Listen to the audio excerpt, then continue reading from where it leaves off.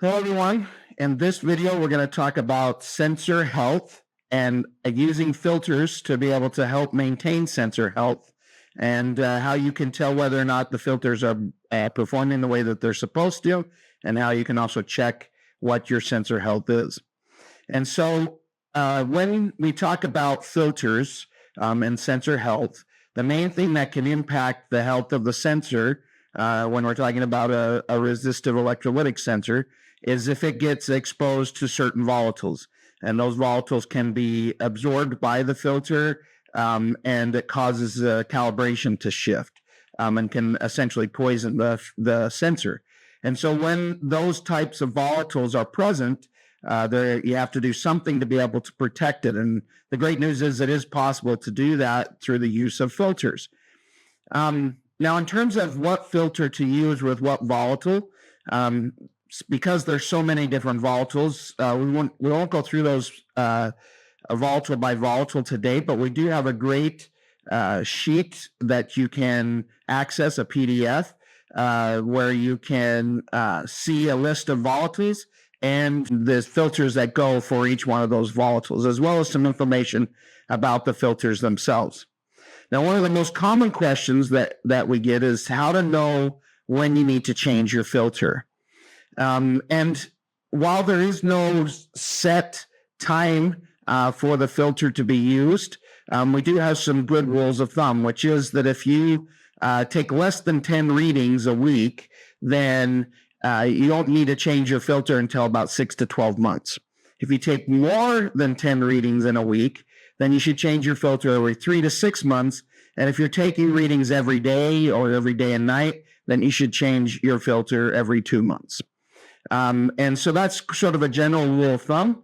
But also, if you are encountering long read times, if you see your read time suddenly extending, especially then if you check it on one of the standards, using the verification or calibration method, and you notice that those read times have been drastically extended beyond what they normally would be, that is an indication that your filter is probably used up.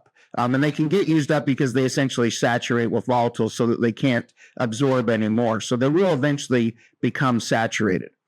Another great idea is to have backup filters so that you're able to, if you suspect that those filters are something's happened with it, if it's become saturated, then you can put in a new filter and take a reading. If it corrects the problem of extended read times, then obviously you know that it was a filter that had been used up, and so now you can utilize that new filter. So having backup filters is always a good idea, so that you're able to continue testing without any interruptions. So let's take a look at how you actually use these filters and how you place them in the instrument. So you have here, for the LabMaster-aw Neo, we have two filters that you're likely to use. One is the combo filter, and the other is the redox filter. And again, reference to the filter sheet to know which volatiles to use with each of those different filters. But I just want to show you how to work with these filters at this point. So first of all, this is a nice clean filter that we're going to utilize to put into this instrument so you can get a feel for what a good filter, a new filter looks like.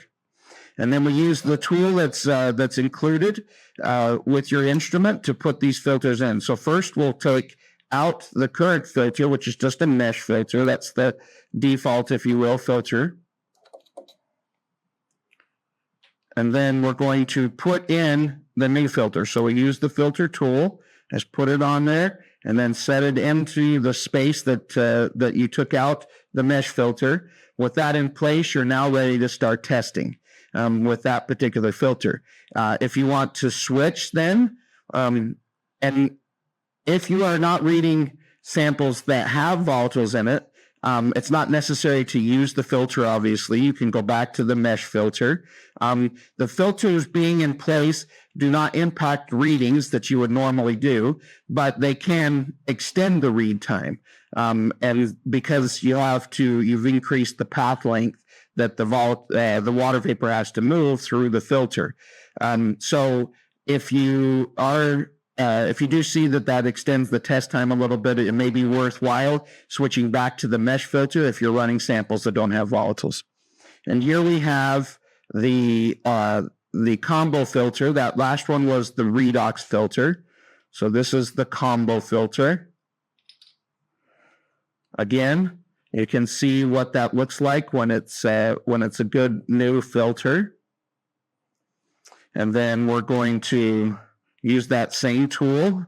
It's magnetic, so the filter just clips onto that tool, and then you just place it inside of there. It'll take hold within there. It's held in magnetically as well, and you're ready to go ahead and test. Now, in terms of checking sensor health, there's a couple ways that you can look at sensor health. If you have forgotten what your last sensor health was when you took a reading or a verification or calibration, you can go back and look at previous calibration points.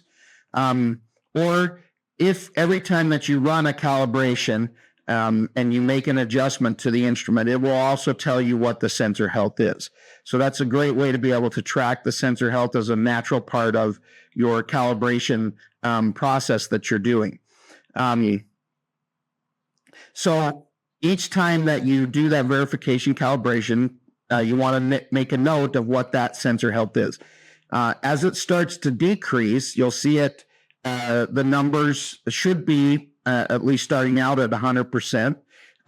Then you'll see that they may decline depending on what types of samples you're reading and what's happening.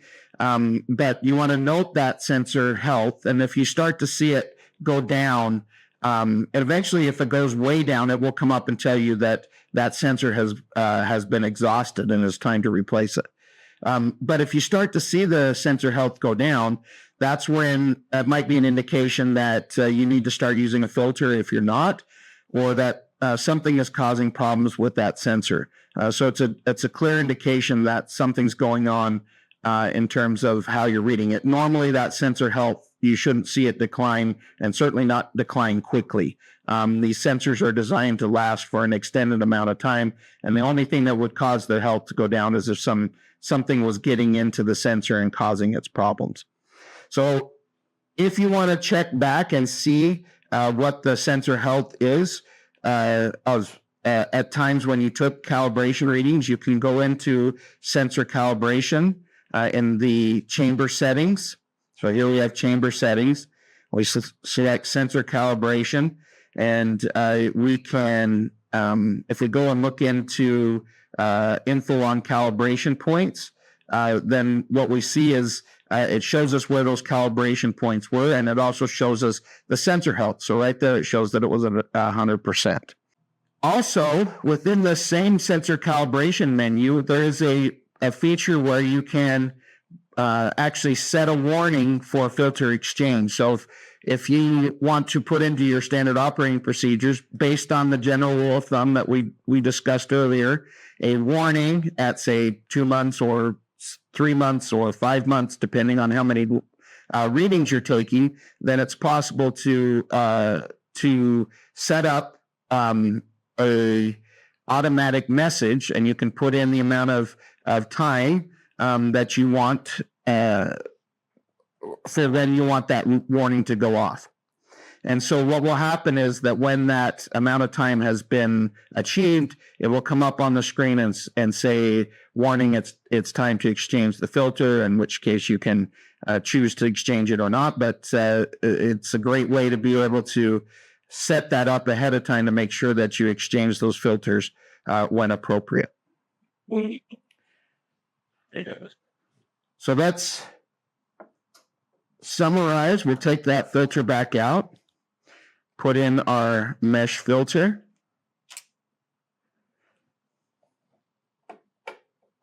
and then summarize. To maintain the sensor health, the key element of being able to do that is to use filters when necessary. When you have volatiles present, it's the volatiles being absorbed by the sensor that will decrease that sensor health. To know what filter to use with what volatile, you can refer to the filter selection sheet, which will be linked in the description of this video. And so that will be able to tell you which filter to use with which volatiles. If the sensor health does decrease, there are alternatives to use other than replacing the sensor. And so the first thing that we would suggest that a user tries is the regeneration kit. So this is the regeneration kit. It's held within a container similar to the Salty, and even looks like a Salty. And what you do with this is you basically take this disc, just like you would any other sample or the Salty. You put it in the instrument, close the lid, and you're going to run it like it's an actual test. But the key thing here is that you need to change the temperature. So you want to run this at least 35 degrees C. At elevated temperatures, it does a better job of being able to take those volatiles out of the sensor.